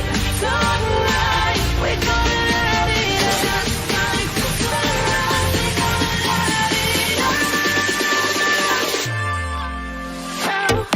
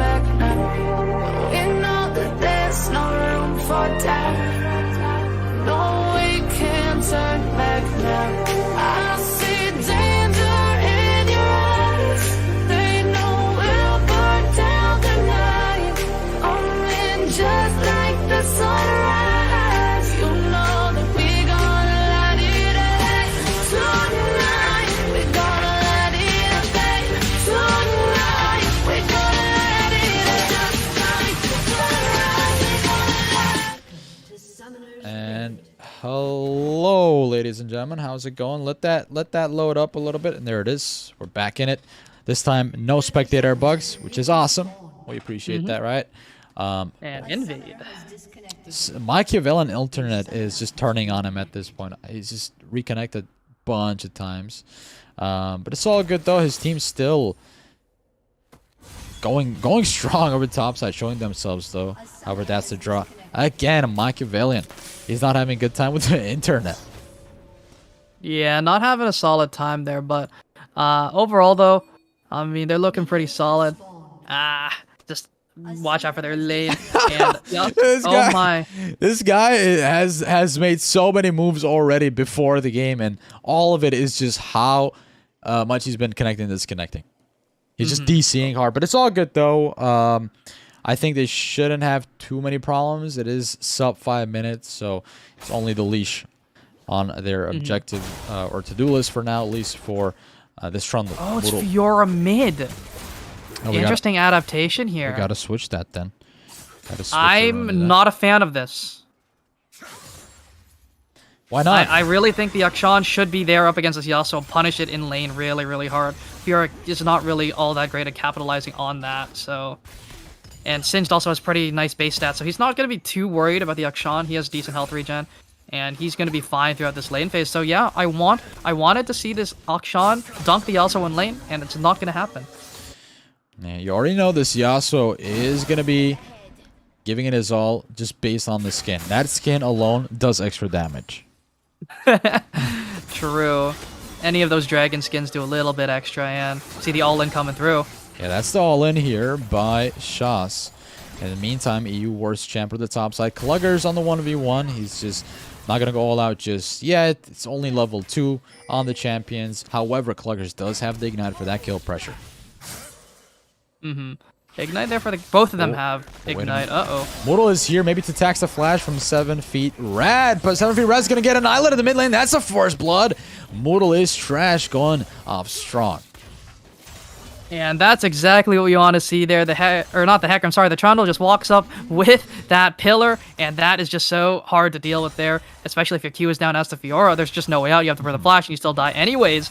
So just great pickup there, and great recognition of the champ that you're playing. Your Trundle, you just want to walk in with your pillar, CC them up a little bit, slow them down. Yep. Oh, here we go again. Here we go again. Sounds like a song, but he actually do go again. The bot lane middle, there's a commotion. Pluggers goes in with the flash. Ignite finds the kill. Drops Singed. Singed, however, does have TP to get back into lane to pick up some of that minion.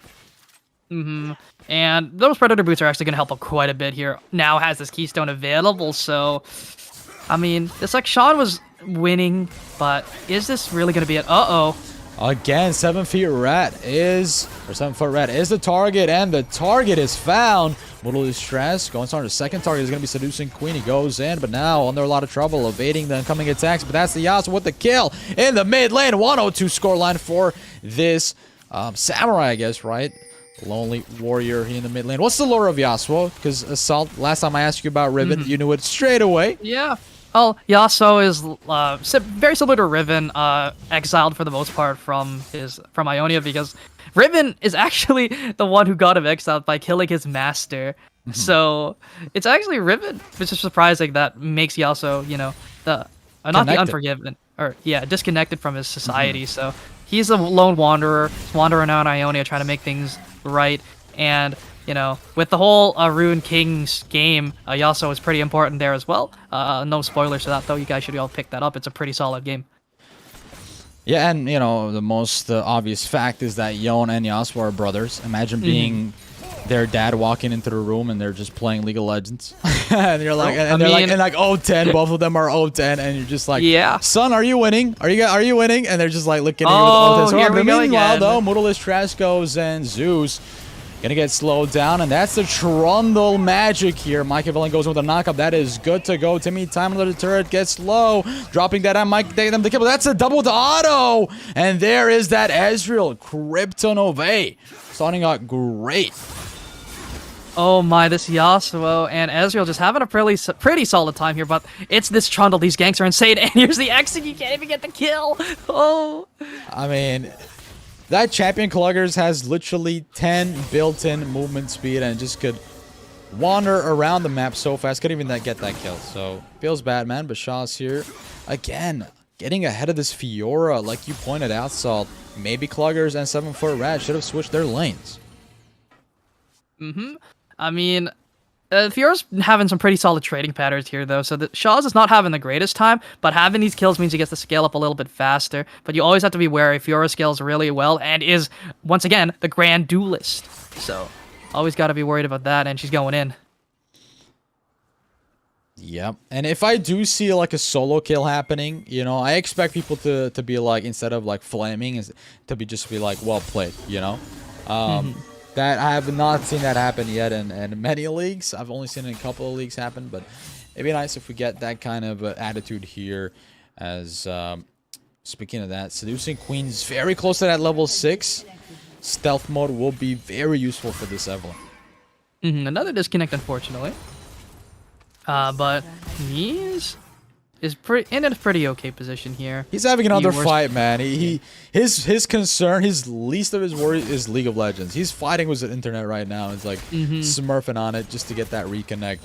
Speaking of that, though, the control ward is taken out. Zeus, however, chunked down. The poke is coming in, but Ezreal gets rooted up, and that is the W knockup from Machiavellian. Ney is gonna flash away to stay alive. Shaw's in the meanwhile, in the mid lane. Modalist Trash is here for the knockup. Imagine going last breath onto Fiora and having Modalist Trash set up the pillars quite well, and the interaction there is just gonna be like seamless, right? So that's why they drafted the Trundle here, and they're heavily indexing the mid lane.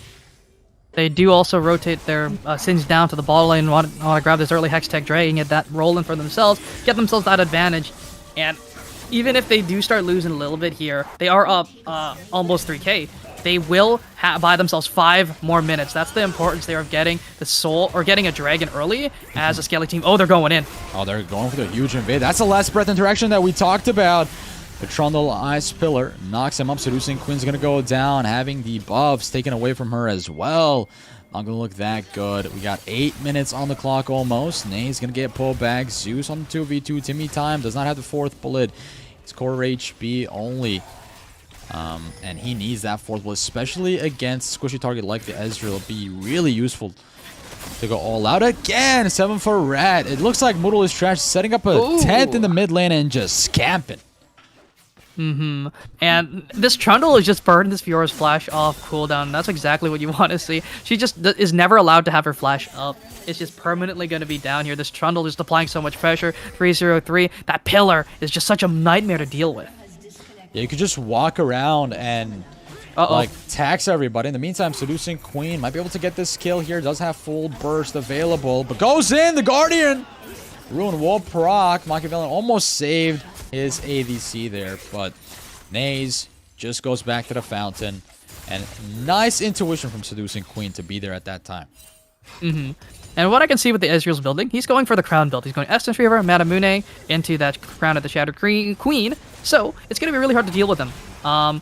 Every one of their champs wants to try and burst you down, and just being able to take 75% reduced damage is just going to be pretty insane. But it is 3 items, but the build is very inexpensive. It's very, very cheap. Something to worry about. So this Ezreal's going to be coming online a lot faster than this Jhin, especially since he has 3 kills and a bunch of CS in his advantage.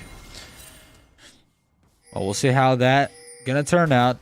And so far, it has been Modalist Trash, who's very good on the Trundle, making rotates happen, going to mid lane a lot. And now the Rift Herald taking that away as well. We'll possibly drop it in the mid lane. Before doing so, he wants to make sure to get the kill onto Seducing Queen, who gets trapped there by the Pillar of Ice. But he used War's Champ with the movement speed, goes in with the ult as well. Is he gonna go all out though? Between 2 turrets, he has to be careful. 7-foot Rat is there as well. It's a 3v2, not looking that good for Footium, as that's another death for this Fiora. True Shot Barrage does connect. Oh, Zeus goes down. Wow, that was a beautiful True Shot Barrage. That was nutty. That was really amazing. And sure, Renata can revive, but she has to get a trade kill. She has to do something. And sure, the W gives her that great health, but there's just no one to hit. There's no one to try and take down, and they're going in. Yeah, last breath. That's just the beautiful execution there. Why Shots is important in this team comp. Why having that Yasuo with the Trundle interaction is so important in this team comp. They're not even the 5v5s yet, and they've already managed to crack both mid lane towers. Okay, this game is closer than the other game, mind you, but it's still a little bit of a stomp. All things considered here. The Akshan, sure, he got the solo bolo up in the top side, but the Sins is having so much impact. Moving around the map, running around with those Predator boots. Just being a nuisance to deal with. Oh, Timmy. Timmy time. It's a commotion definitely here. Two's company, three's a crowd. Timmy time. It might go down, but that's a passive. That's why you want Renata on your team.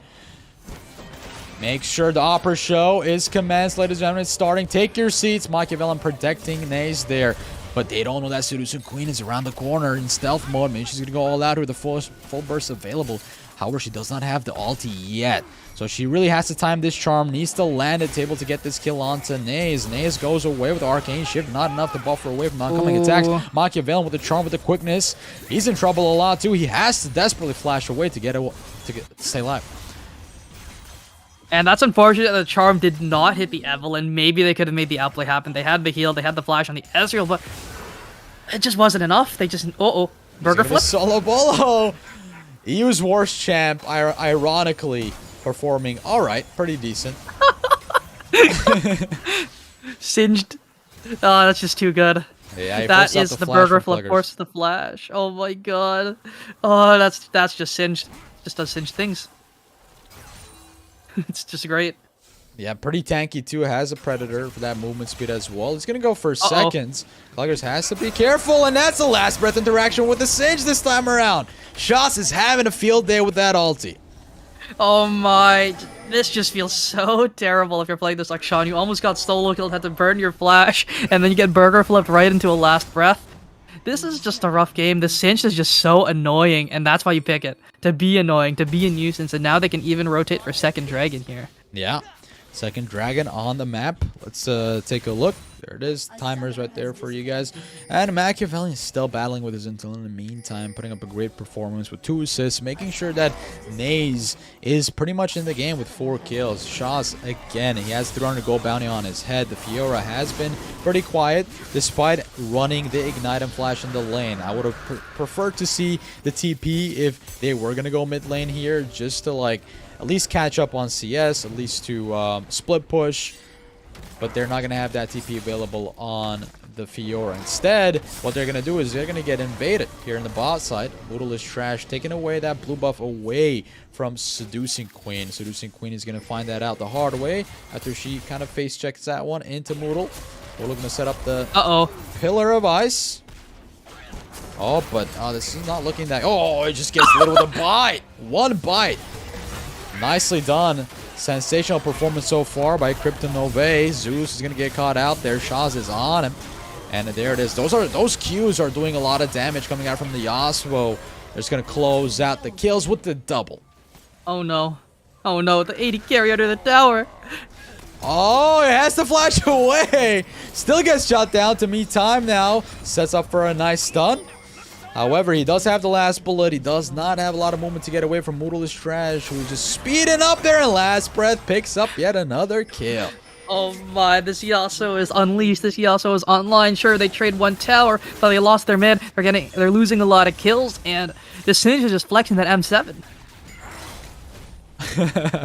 Yeah, literally his main, right? So like when you're playing your main, you feel super comfortable, especially in games like this, where it's the debut you're making for your team, and there's audiences and there's viewers watching from the sidelines, and we're commentating as well. So it's good to be on your comfort champ. And speaking of comfort champs here, 7-foot Rat does feel a little bit uncomfortable on this Fiora. Doesn't have a lot of agency. So I feel like the only storyline going for them so far for Footium is this Jhin, is this Akshan. So Timmy Time and Kluggers really need to bring their team back in it with their damage. I don't know. I think the burger flip is just a little bit too strong. The Singed is just so annoying. Just the rotations from the Singed are actually insane. He's there when his team needs him. He's there to enable the Yasuo. He's there to enable the Trundle, and they're going in. It's just a 1v1. Shots was like, I'm not gonna even kill you right now. I really don't want to. I just want to farm, man. Let me just farm. And Kluggers, oh, he is okay. All right, he just gets away there. That champ is. I call and that interactive. the Tarzan swing. But Oh. in the meantime, oh, that's just disjointed. Really not on point there by Footium. The gank goes backfires real quick. 7-foot rat gonna get knocked up. That's the quick double again from Moodle. He's just destroying Footium at this point. Seducing Queen can't do anything there. Bot lane is not present. The mid lane is getting cracked open. Their base is in shambles. Is it gonna be another sub 20-minute game? I don't know. Ooh. Machiavellian with the quickness. They do find Seducing Queen. She has to really go in with the ulti over the wall to safety. Ooh. One more auto attack could have been the deal. Sealing the deal comes in. Naze finds a double, but instantly is traded. Wait, look Going at the base. all out here. Yeah, their base is not looking that good, especially with the Trundle. He's able to take away objectives and turrets very nicely. Worst champ does avoid the ulti from Aksham, but inadvertently falls to the turret there. And Shas at least has the minion wave to fall back on, as 7-foot rat is on the chase. I think Shas is able to outplay this one if he has the No Q. last breath. Yeah, no He has last breath Ignite, though. Yep. They're not gonna take it though. Siora is a little scared, doesn't even have Mythic Watch completed, so not feeling herself too much here. But Cluggers, wait, I think he's dead. Oh, if the pillar was in the right position, he dies. Unlucky though. But overall here, it's just great looks from Cryptonovae. They're having a great solid time here. 2 items on their Trundle. Oh my god, the Singed already has the Rylai's, so he's just gonna be slowing them on top of that poison gas. So it's looking really rough here. There's only like 3 or 4 mythics there. The Fiora hasn't even finished hers. Does she get it? Yes? Yes. Oh my, she doesn't even have her mythic. Oh my word. No mythic, feels bad. No mythic. Even Renata has hers first. Oh man, That is just... At this point, you wish as a support you could just give like the ability to have a couple mythic. gold, you know? Yeah, to your allies. But speaking of that, Seducing Queen did have the right idea in mind here in the bot lane, but Naze is just able to find the damage. Did get the he's double going kill. in. He's going for the burger flip. Worst champ? Yep, he's trying, but there's a lot of movement from Cluggers. He's a very mobile champion on this auction. Oh, they're just trying to cause any type of discomfort here. And Zeus under the turret does have that glacial Akhmet. Ruin coming through. Worst champion as well. The Mastery 7 flexing it. Machiavellian is still struggling with the internet, but that's all good. Modal is trash. They don't have the Rift Herald again to crack open the base, but they do actually. But it's they have Singed. 2 Nexus towers down. Yeah. They can end the game right here, right now. Pluggers it's just zoned out, and yeah, they could even drop the Rift Herald. This is gonna be the Rift Herald onto the Nexus. Seducing Queen goes in. Modal is trash is here. This is their last chance for Footium to make anything happen. Cryptonovae is literally knocking at their base. It is in shambles now. The last one alive is Shaz, but look at the Rift. The Rift. Oh, it's so close. It ends the game. That's the Dancing Shelly. 18-minute game once again. Oh my word, these games are just going by so fast. Goes over in a blink of an eye. And another Dancing Shelly to add to the books as well. These games are crazy. Yeah, victory goes over to Cryptonovae. Congrats. Hype in the chat for them. With that said, let's just, analyze what we saw in this game. It looked a lot closer. Great glimpse of hope for Footium, but at the end of the day, they managed to not only have kind of like weak side solo lanes, they ended up giving a lot of objectives away. They tried to manage to do some plays at least, but synergy wasn't there, right? Like it's still early on in the tournament, so we do expect these type of things. 1 week happens, but MVP. Moodle is trash. Just all over the map. Those pillars were insane. Landed knock up almost every single time. And he was just popping off there on that Trundle. I mean, Trundle's not a flashy champion, but that pillar placement is where you show your true skill expression. Other than that, you just right-click them to death. But that pillar was always there. Forces the flash out of Zeus every single... Or not Zeus, sorry. What's the name? 7-foot rat. Every single time that pillar was up, the flash was burned. So this Fiora just not having a great time, and that's what you got to do to punish that champ. You gank it early before it gets to scale, and You know, it feels really, really rough. She needs AD. That's how she scales. Her AD amplifies her percent health, true damage. So if she doesn't have that, she doesn't really do all that much. And she got her mythic at the end of the game, man. What can you do? But she got her mythic at the end of the game. At least she got her mythic. I'll give her that. Got her mythic. Yeah. But as far as that Yasuo pick was concerned from me personally, I wanted to see that kind of pick at least early on in the tournament. It was fun. This is what we expect from a fun, casual tournament, but also some seriousness involved as well. But with that said, ladies and gentlemen, I do want to take this opportunity to say tomorrow we'll be right back with Group B this time around. So we'll have 2 games back to back, just like today. So hopefully you guys could join us again that day. We're going to have a lot of fun. A lot of exciting series to go over and things to talk about as well. You know, we haven't seen everybody yet, so this is a chance to catch up with everybody, get to know them, get to see what kind of champions they play, because as the weeks progress, like we said, each team's going to play 6 games. So predictions might get closer, or you might even be sure of yourself, like this team is absolutely going to dominate in Group A, this team is absolutely going to dominate in Group B. But so far, man, it was exceptional today. And again, if you guys missed Euclid's interview, I definitely recommend you watch it after the VODs. But with that said, that's going to be it from me today, as well as Salt. My name is Proof at Proofcast. And yeah, we're going to have to see you guys tomorrow. Take care and take care of each other as well. Peace out.